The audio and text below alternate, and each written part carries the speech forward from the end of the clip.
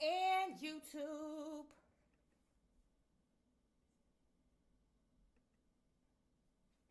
What's up, y'all? What's up?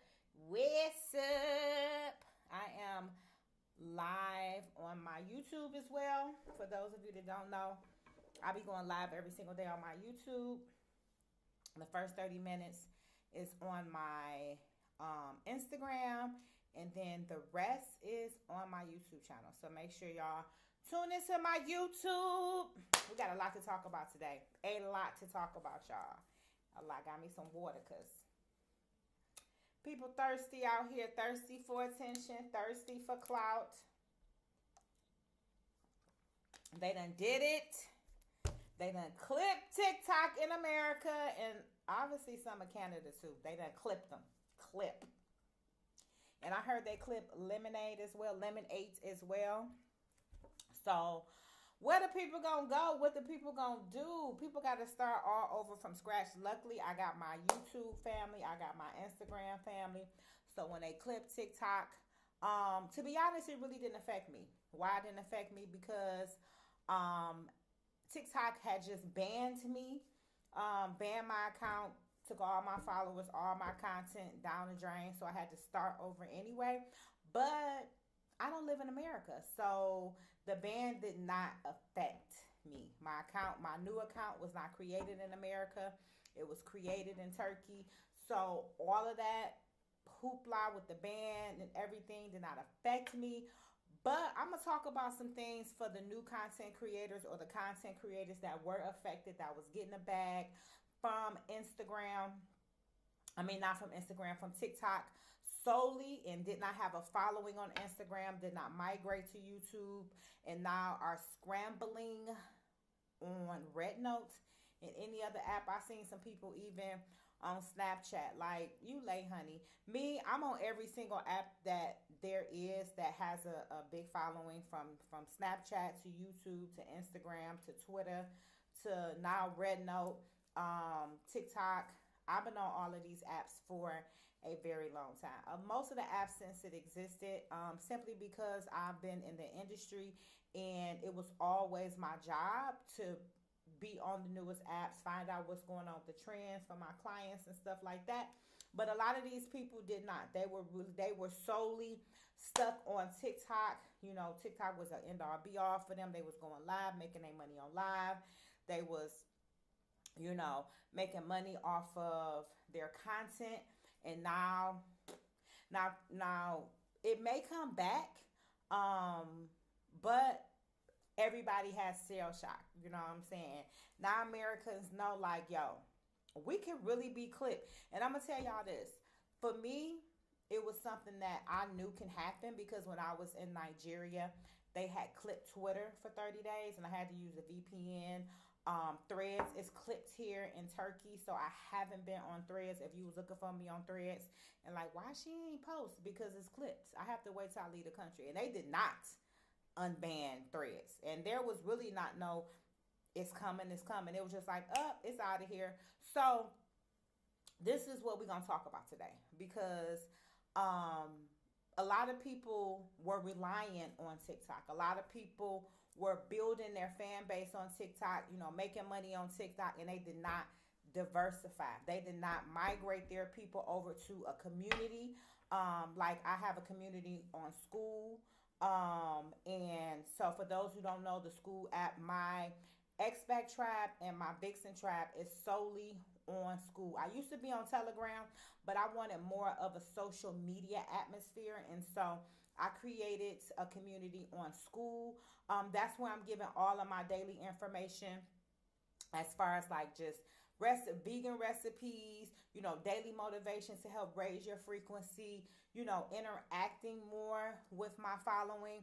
And I actually do calls every single Sunday on the school app with my people. So any questions and stuff like that, which I had to because Telegram was like a free for all, and the CEO of Telegram was going through what he was going through. I wanted to have a social media community for my people. And then also I had to make sure that it was a paid community because they kept clipping me. I was putting out information for free, and then they kept clipping me. So I had to create a community, though it is a monthly membership or a yearly membership. It's a tight knit community. So I know who I'm giving information to. I know, my audience, and I'm able to be more have more discernment in what I put out because I'm putting it out in a private community. But I'm really working to help my people, move abroad,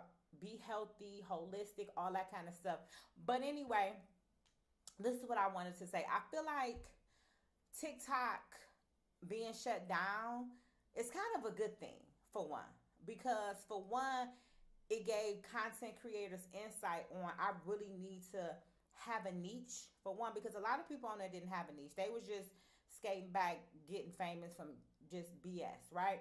And they was just riding off their wave. They really didn't have a niche. They really didn't really have much to give to the community. So now they have to restart. But the good thing is, going over to Red Note, it's an international community now. So, it's not just your demographic, it's not just your type community. You really got to put in work now. And it's going to really separate the consumers from the true influencers and content creators, because if you did it once, you could do it again. I created a community on Instagram, then went over to TikTok, seen that was popping, created a community on YouTube. When they took down my TikTok, it was nothing to me. I got back at it. Matter of fact, I got more fine-tuned and decided exactly what kind of content I want to put out, because me talking about, the FDA or talking about the food industry and talking about X-Back life and talking about vegan life was kind of like mushing and murking the water of what I really wanted to focus on. So it's like now the content creators, the influencers, they have to really hone in. They have to really have a rollout. They have to really have a content creator schedule. They have to really have a niche, and really hone in into their niche. But also another thing too, I think one of the good things about, TikTok being banned and everybody going over to Red Note is now Americans get to really see, like, really what's going on in other countries. They really get to see what's going on in China. They're in an international market, so they can see how people are really living. And I think this ban is really going to encourage Americans to really move out of the country. They're going to see. I was watching Red Note today, and the girl was showing her apartment for $246 a month. And it was a decent apartment. I just showed y'all what my apartment was for $350. But this apartment that I got for $350 would be like $200 in China. So I think the TikTok ban is going to really expose Americans to life outside of America, because the algorithm on Red Note, for one, I love the fact that you can really, when you sign up, it tells you to put in your interest. So the algorithm is really based on your interest. It's not, I'm going to just show you a bunch of BS, and if you stop on it once, then just now your timeline is a bunch of BS. Because I don't know how Netta and Charles and what's his name? Shamar and Alvo and who else? A bunch of other people. I don't know how they got on my timeline. And like people like Monica, I don't listen to Monica music, so why is she on my timeline, right? But now I have a timeline that is cultivated to vegan food, to travel, to recipes, to holistic health. Like, it's everything that I really want to see. It's not a bunch of stuff that I really don't want to see. Because even on this Instagram, I post vegan expat content, but then I look on there and it be some big booty girl twerking, or that one big guy in Atlanta who walks down the street with people in slow-mo with the different, reality show people. And it's like, I don't care nothing about this. I don't care. So why is this showing on my timeline? But now I feel like I have a timeline on Red Note that is cultivated towards me, because I got tired of saying not interested on TikTok. I got tired, And I was just mainly just going on there looking for sounds. I wasn't even scrolling. I was just looking for sounds. And I come across something like, why am I seeing this? And if I stop for 3 seconds, now my whole timeline is flooded with that BS. I got so tired of of seeing the Netta and Charles drama. I'm like, not interested, not interested. Why y'all keep showing me on this Instagram? It keeps showing me Messy C. I don't want to see Messy C. I don't. I don't want to see it. So why you keep showing it? And not that I don't want to see LGBTQIA content, because I have friends that are in that community. But the type of content that's being pushed, I don't feel like appeals to me. You know what I'm saying? If I could see, like I the demure girl, okay, that was cool because you can really see the evolution of somebody, right? I really seen the evolution of this person having a tagline that helped them to become viral, will help them to be able to change their lifestyle. That kind of stuff is cool. But do I want to see Messy C in a suit one day, twerking the next day? No, I don't want to see it. Do I want to see Netta being delusional, feeding Charles a bunch of low vibrational, like Coach Stormy would say, a bunch of low vibrational toxic foods? No, I don't want to see that. I don't want to see Shamara Albo be delusional. I don't want to see it. You get what I'm saying? And it's a host of other people. There are some content creators, influencers that do not fit into that vegan expat life that I did like to see. I like to see Trish Paytas because I was really rooting for her evolution of from where she started to where she is now. I was rooting for people who evolve, but evolve in a positive manner. If you just evolving and you on here cussing people out and you over here being materialistic, I don't want to see that. I don't want to see it. It does not appeal to me. So I feel like now with the ban of TikTok, it leveled the playing field. Because now let me tell y'all something. You know who really gonna be upset? Them Niger wives who was making money from going live. Them Nigerian men who was meeting wives off of TikTok live and bringing them to Nigeria.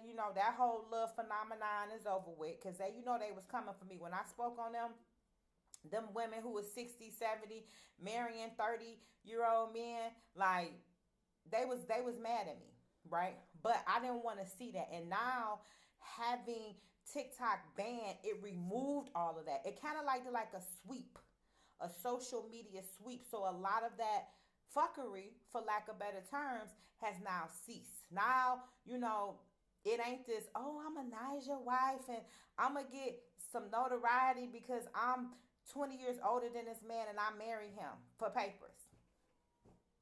Why is this viral? Why? Like, why do I want to see some older white woman going over to Nigeria and marrying some young Nigerian man when I know what the play is? I know she a client. I know you a Mumu Okata. You know what I'm saying? So this removal of TikTok, this ban of TikTok, even if it comes back, it's like we needed a wash on social media. We needed a wash. We needed a cleanse. We needed a reset. Now when people come back, hopefully they are more intentional. They hone into their niche, and their niche is just not some fluff niche. They really have a purpose. They really have something that can either educate or entertain in a positive manner to their audience. Y'all know me, when I come in here, though I might post a little funny little something, I'm always trying to inform you and educate you. I literally created communities to inform you and educate you. And this was something that when I created the Vegan Vixen Tribe, it was something that God told me to create when I was in Ghana. And even when I came on to social media and I got married to a Nigerian, I moved to Nigeria, I was not thinking, I'm going to be a Niger wife and show you. I was just showing y'all my life.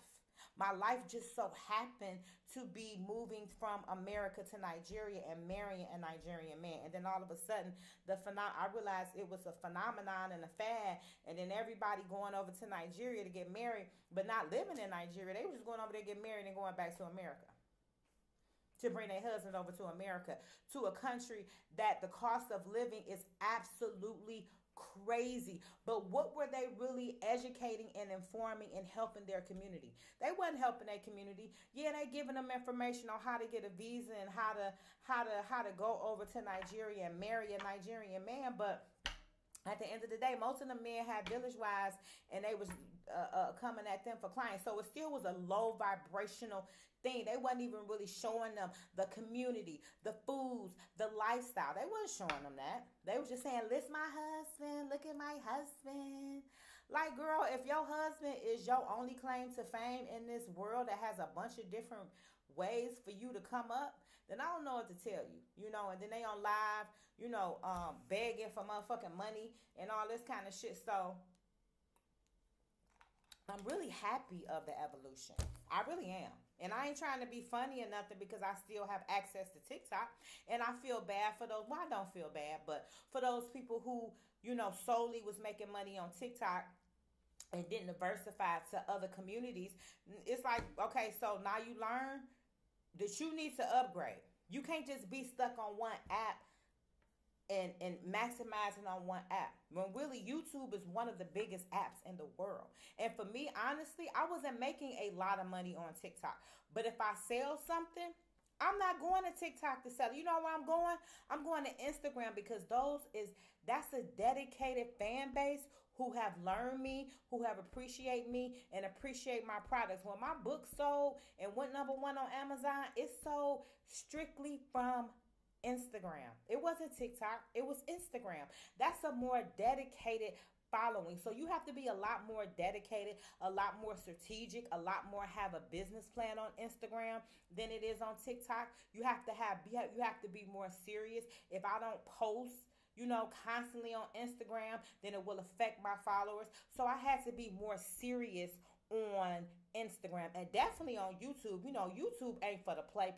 YouTube is where the Joe Rogans, the Shannon Sharps, the DJ Academics, the Candace Owens, the what's the foodie guy? I can't think of his name, but I watch him all the time. The white foodie guy that travel. That's where you got to be serious.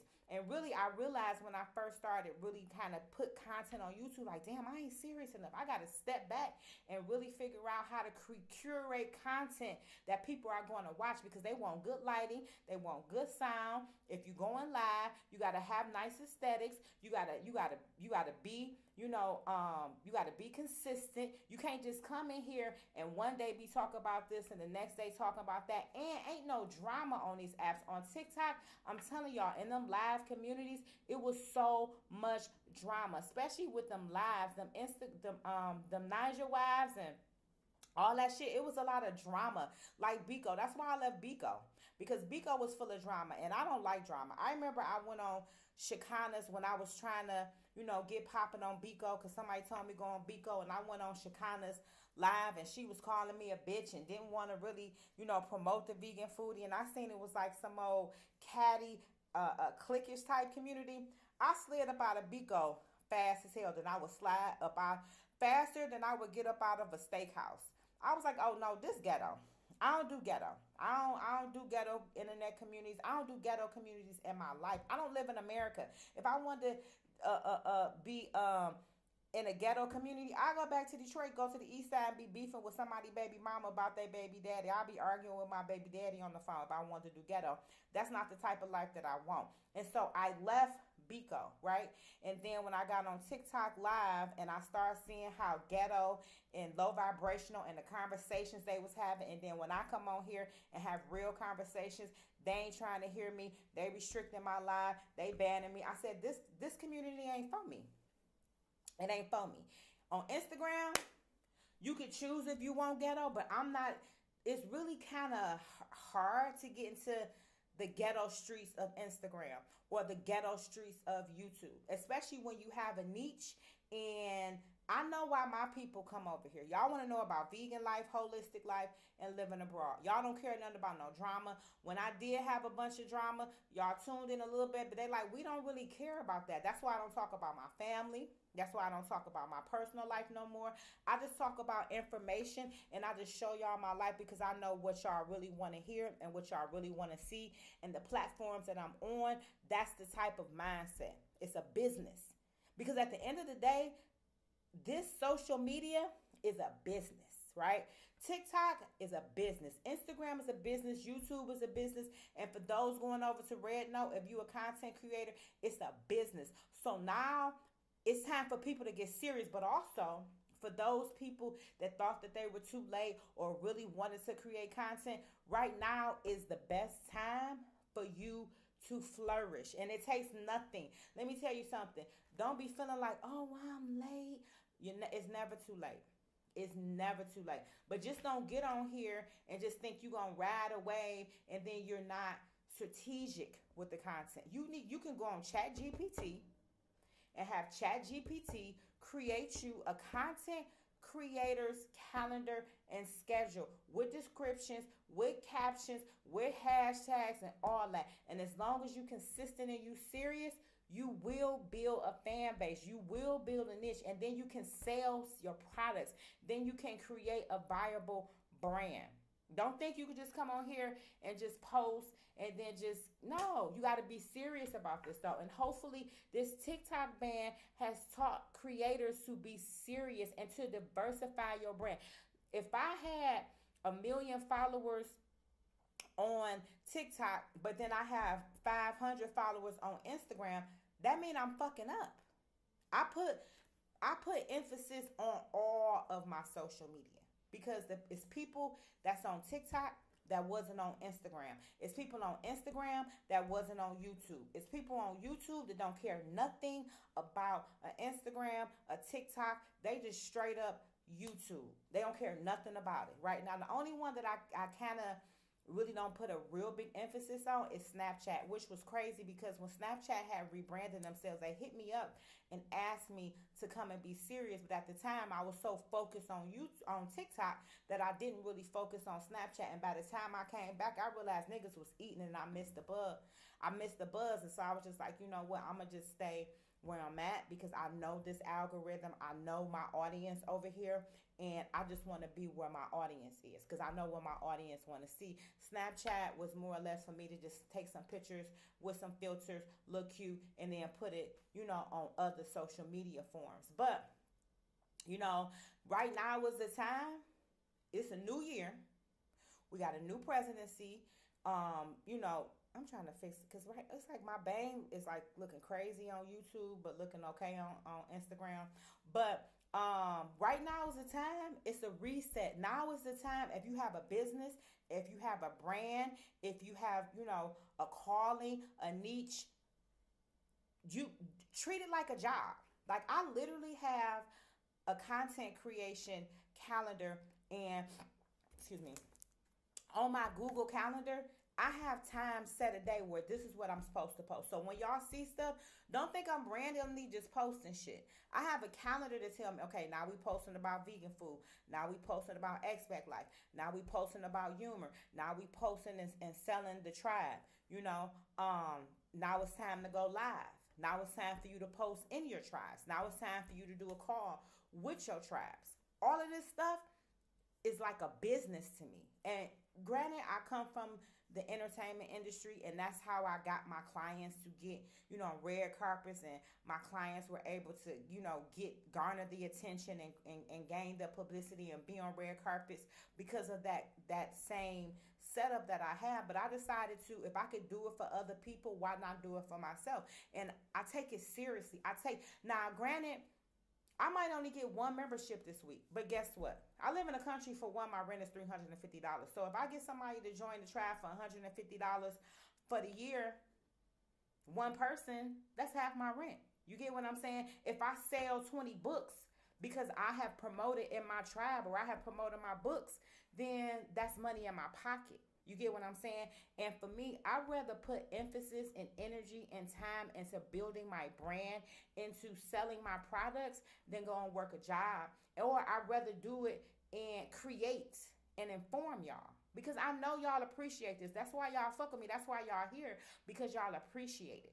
And y'all like the information. And then y'all tell me, we want to see this, we want to do that, and what I'm going to do. I'm not going to just read and be like, okay, what did they say?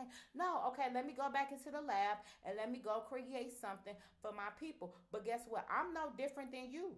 You can do it too, if that's what you really want to do. Now, some people are shy and they like, well, I don't like being in front of the camera. You can make faceless videos and still sell a product. Your passion. Take whatever your passion is and make it a brand. Me, I took my passion. What's my passion? Traveling and vegan food. I'm greedy in real life. Y'all see this stomach? I'm greedy in real life. I need to get into the gym because I'm greedy in real life. I got some dark chocolate right here. But guess what? That's my passion. So therefore, I make sure that I post content centered around the things that I love, because I'm pretty sure if I'm one person that is intrigued because when I look up content, I'm looking up people living abroad. If I think about a country, oh, I'm on YouTube. Let me see how they living in China. Let me see the cost of living in Dubai. Let me see the cost of living in Spain. Let me see the cost of living in Thailand. I'm looking that stuff up, but guess what I'm looking at? I'm looking at other content creators like me. So guess what? If I'm looking it up for myself, what I'm gonna put out? The same thing I'm looking at because I have some experience, I have some expertise, I have some wisdom. This is my lifestyle. So why not share information that I look for, that I look at to my people? Because y'all, sometimes people when a person is looking for something, sometimes they don't want to see somebody that don't look like them. They want to see somebody that look like them, that talk like them, so they can really make it a reality. I know a lot of people that have decided to move abroad or have been interested in move abroad because they seen me and they like, you know what, if you could do it, and there's no difference between you a black woman, black woman from America, you know what I'm saying? You wear weave, you wear lashes, you get your nails done, you pop shit, you like to turn up, and you moved abroad. So let me see what information you could give me and help me because you look like me, and it's relatable. You get what I'm saying? It's relatable. And that's what a lot of people don't realize, that you have an audience because you're relatable to somebody. Somebody can look at your content and be like, you know what? I relate to this. And I like this. In the way that I talk, the way that they walk, the way, you know what I'm saying? So if you feel like it's too late, it's not too late. It's never too late to be the best version of yourself.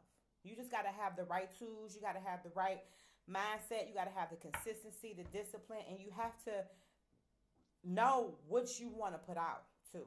That's really important too. And stick to it. Because when I veered off and doing stuff, it didn't work for me. So I had to go back. It even got me banned veering off. It got me banned. When I started talking about stuff that's passionate to me, but it's not, it's not, how do I say this? It wasn't in the norm of my niche and my brand.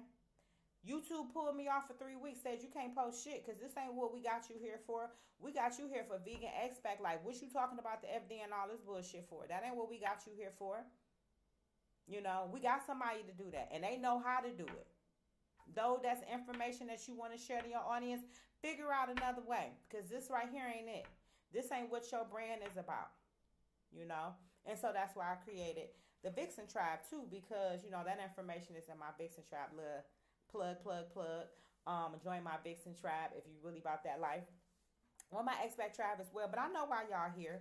Y'all here just to see what is life like being a vegan expat, or being a vegan, or being an expat. And I know a lot of people will see my son on the street like, we miss your mama cooking. We miss your mama doing recipes, which I'm coming back to that too because I realize that that's what my audience want to see. Do y'all want to see me on TikTok beefing with some Niger wives? No. Do y'all want to see me talking about my family gossip? No. Do y'all want to see me talk about my relationship woes and what I was going through with my husband? No. Do y'all want to see me, doing something other than? No. Y'all want to see that? Y'all want to see me cooking food, the food I'm eating, how much I spent on groceries, what's life like living abroad? What's the community like? Is it racist? How they treat me? What's it? Let me see what it looked like in Turkey because I was thinking about visiting a movie. Y'all want to see that. And that's what I'm dedicated to giving y'all, right? And like I said before, like I opened this up, I feel like this TikTok band is going to really make a lot of content creators really reevaluate what they've been doing these past 3 or 4 years. Yeah, they made money. You made money, but now what? Now that the app is gone, how you gonna make money next month? Where are you at? Where are your fan base at?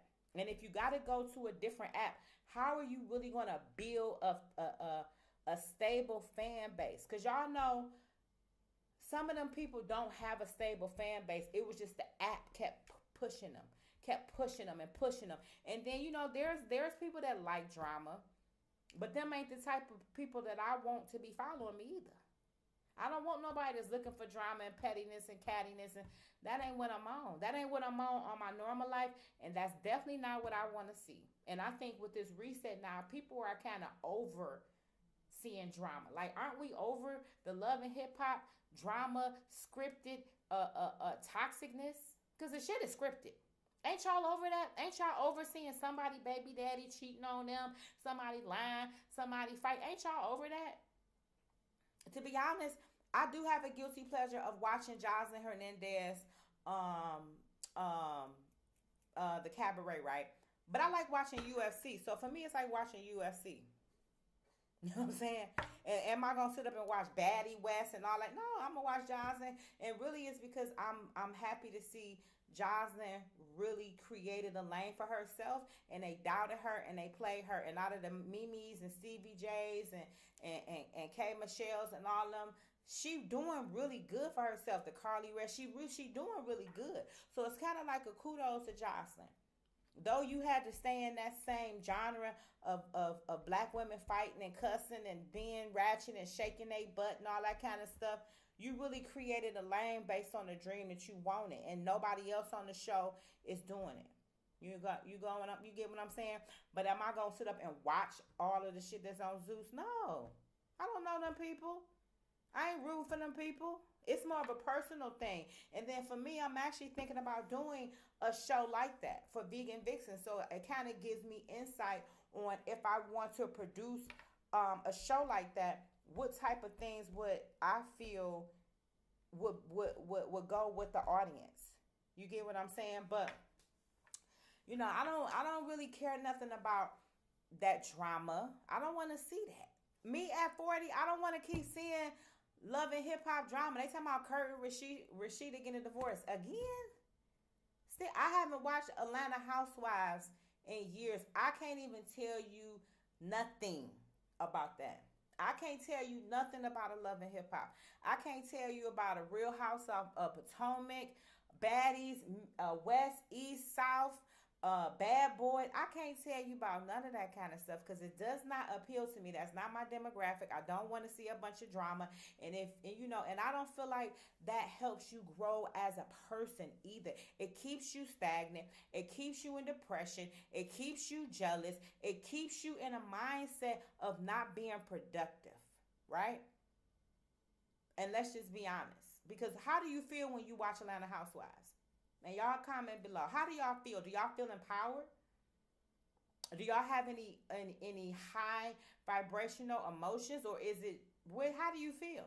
Because I know how I felt watching. It's like, damn, I ain't got a Bentley. I ain't doing this. I ain't doing that. It started making me feel like what I'm not doing, as opposed to shit that I know is gonna motivate me and give me insight on how to do something. Matter of fact, I don't even watch TV. I don't even have a TV. I just showed y'all on my apartment tour. I don't even have a TV. So therefore, I'm watching YouTube. And if I'm watching something, my algorithm is crazy. You ain't gonna see no type of nothing that I don't care about. The most I might watch is a DJ Academics, and I started watching that when Takeoff got killed, right? And that's because that come from my industry, you know. But am I sitting up watching a bunch of BS? I don't watch The Breakfast Club. I care nothing about that. I barely watch Cam and Mace, and that's only if I want to see somebody tell me something. Oh, you know, Cam and Mace talked to Jay. They went off on Jay Prince. Okay, let me tune in and see what's up. You know, oh, Drake suing UMG. Okay, let me see what's going on. Let me watch a little DJ Academics. But realistically, I don't see that stuff. I don't care nothing about that. And even still, them people that's on there, they own in their lanes. They big boys. They ain't sit up here crying about TikTok being gone either. Because they got a viable fan base outside of one particular app. They own Rumble. They own freaking Twitch. They own YouTube.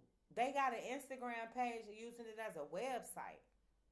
They not on TikTok asking for money on lives and going on lives. Just imagine how ghetto it was to see Netta and Rick Ross baby mama going at it, getting paid to go at it on live. That was so fucking ghetto. Like what? And Netta and Tia is old ass people. We all in the same age. But y'all gotta go on TikTok and beef and argue for some money to pay your rent, to pay your phone bill, and to pay your car note. No type of niche, no type of helping, no type of product you selling. You just on here being ghetto, and this is being pushed, just like a love and hip hop, but even worse. But I asked y'all in the comments, how do watching stuff like Love and Hip Hop and Real Housewives of Atlanta or just numb scrolling on TikTok, what energies did it resonate with you? How did it make you feel? I want to know for real. You know what I'm saying? That's a real life question that I want to know. Did it make you feel empowered, or did it make you have a low vibrational energy? What was the frequency? Cause let me tell you something. I used to work with these people, right? With the people on Love and Hip Hop Atlanta, people on Love and Hip Hop Hollywood, and them relationships was set up. Them storylines was scripted. Okay, that shit was not real. They was literally paying me to create storylines and let me know something about somebody. I remember it was somebody on the show that was down low, and I knew it based on what I knew from New York, and they wanted me to come on the show and out him. I'm like, I'm not doing that. For what? And he have a child. Why would I do that? You know, why would I do that? I remember how I even met Sierra. They wanted me to find when her and Shooter was going through y'all what they was going through. They wanted me to find a boyfriend for her for the show and say this her new man, and she was cheating on Shooter with some guy. And at first I was like, okay, I'll see what's up. And then I called my people, and they like, I'm not doing that. I'm not going on no show like I'm about to be a home wrecker. They didn't want to do it. So every relationship that she had after that, I side-eyed her because I'm like, girl, y'all was calling me to get you a boyfriend in season 1. So you think I'm about to sit up here and be believing what's going on? And I became friends with Shooter, her husband. Really cool with him. Like my son cool with him, going on bookings. You know, actually had got him, moved him into my apartment building. Now he was my neighbor. But it's like they was pushing this narrative. So when I seen it, the narrative being pushed on social media, on TikTok and Instagram, on TikTok, I'm like, here they go with this narrative bullshit. Here they go with the algorithm pushing this BS on us. Here they go with these low vibrational antics, pushing it on these people. And they doing a bare minimum and getting a little bit of fame. And now, guess what? Now they got to start all over on the app that probably ain't gonna care about all of that. Them Chinese people don't care about all that. You know, a lot of shit be banned in these countries. You know, a lot of stuff they be like, we ain't on that type of time. So now we gonna see how this rolls out. If the app comes back, kudos, but hopefully these people diversify and really figure out how to really make money with their brand on all of the apps, which will be in real life, not just in one virtual portal, you know. And have something for real. And let's stop this time around in this year.